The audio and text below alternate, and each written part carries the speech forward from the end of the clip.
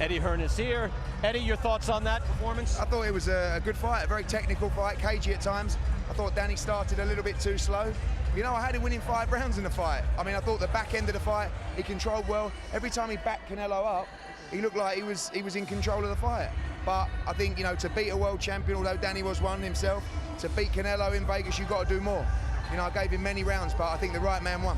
Let me ask you a business question then, because I thought Canelo looked fantastic. Yet Danny certainly did enough here to stay in this round-robin middleweight tournament. What do you see, what do you envision happening the rest of the way over the next year, 18 months? Well, I think, you know, Danny does have to look at the division and the weight class. You know, I've said for a while, I think he'd be a great super middleweight as well, moving up to 168 pounds. He's a huge, huge guy.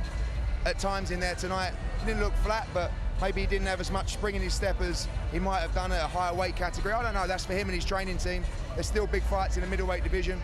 If Gennady Golovkin doesn't fight Canelo Alvarez, there's a rematch there, and of course, Demetrius Andrade has the key to the undisputed in the division. Those two are quite close.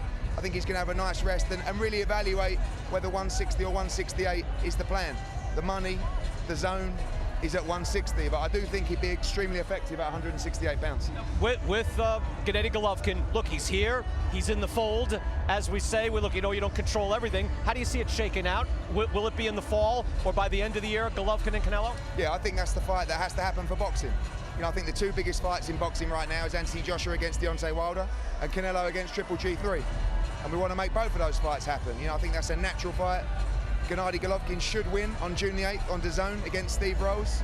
But like I said, don't count out Demetrius Andrade.